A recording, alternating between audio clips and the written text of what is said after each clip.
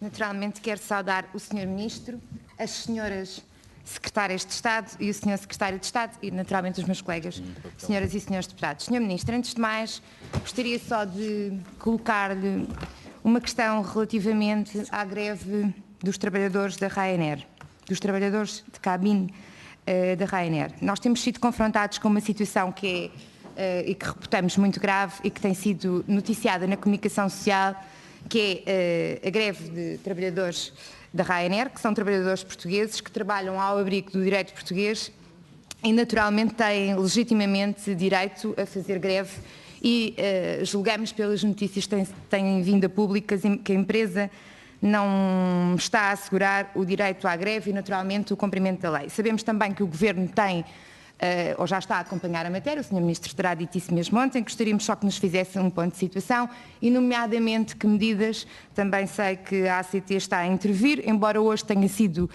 noticiado que está impedida de aceder aos trabalhadores e às instalações. Eu gostaria só de saber, Sr. Ministro, que medidas é que estão a ser efetuadas e que medidas efetivas e preventivas a ACT já tomou relativamente a esta matéria. Depois, Sr. Ministro, vou começar por dizer que vimos aqui atentamente a sua exposição e, de facto, a reforma das leis laborais empreendida pelo anterior Governo, com naturalmente uma forte oposição por parte do Partido Socialista, está a dar frutos e bons frutos. O ambiente económico que vivemos hoje é outro, o Sr. Ministro ilustrou aqui muito bem, o emprego cresce, o desemprego está a diminuir e naturalmente que o grupo parlamentar do PSD se congratula muito com isso. Mas o fator que mais influi, aliás, que influi diretamente no mercado de trabalho, é precisamente a legislação laboral e foi precisamente a reforma laboral que o anterior Governo levou a cabo que o Sr. Ministro e o Partido Socialista hoje estejam a recolher os bons frutos dessa reforma.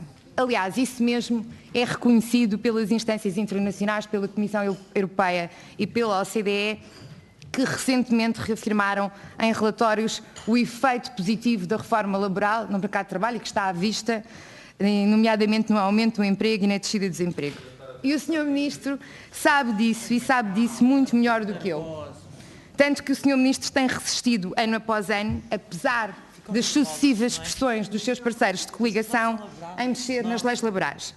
Este ano não foi possível obter o acordo em concertação social relativamente à subida do salário mínimo, não por causa do valor em si mesmo, já sabemos disso, disse até o Sr. Secretário de Estado este fim de semana numa entrevista ao Negócios, mas porque o Governo não se podia comprometer a não mexer nas leis laborais, como já o fizera anteriormente, ainda que encapotadamente. Significa isto, Sr. Ministro, que os acordos obtidos em concertação social relativamente ao salário mínimo foram, nos anos anteriores, um logro.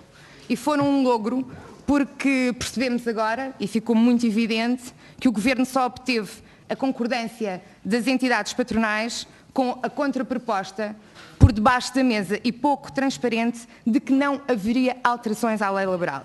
Isto é uma prática que tem vindo a ser instituída sucessivamente pelo Governo, desvalorizar completamente o diálogo social, fazendo da concertação social um jogo apenas fictício, que não corresponde, como deveria, a um acordo concertado dos parceiros sociais que, em conjunto, almejam alcançar compromissos.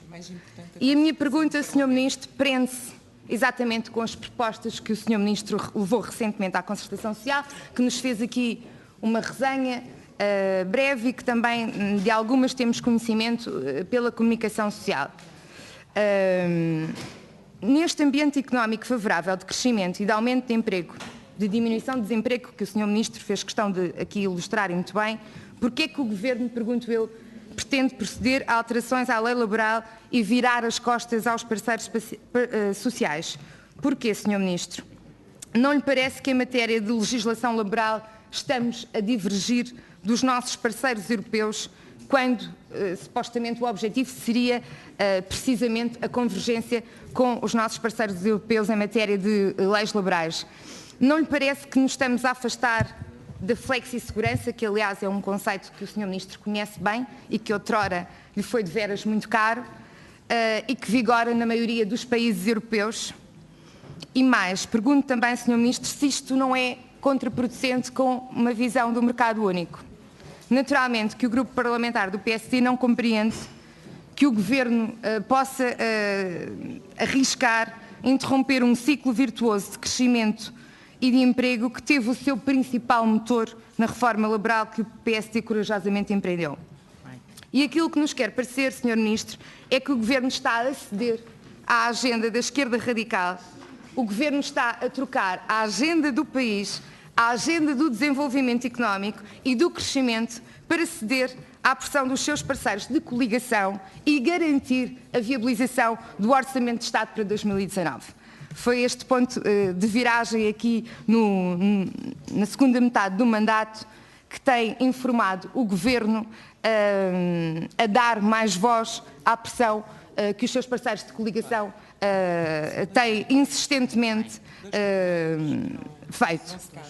Senhor Ministro, não consideramos que a lei laboral seja um Deus intocável, que não possa ser objeto de ajustes. O que não aceitamos é que as agendas partidárias se sobreponham e comprometam o emprego, a economia e o crescimento. E, relativamente às medidas avançadas pelo Governo, eu gostaria, o Sr. Ministro não falou aqui, mas gostaria só de lhe colocar algumas questões relativamente a uma, que é a aplicação de uma taxa adicional às empresas que contratem a prazo. Sr. Ministro, o PSD, em primeiro lugar, não partilha desta visão da penalização das empresas. Ao invés, preferimos um sistema que se baseie nos incentivos. Em vez de penalizar os contratos a prazo, gostaríamos ou preferiríamos um sistema...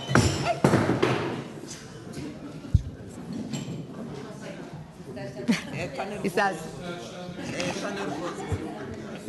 Tudo bem?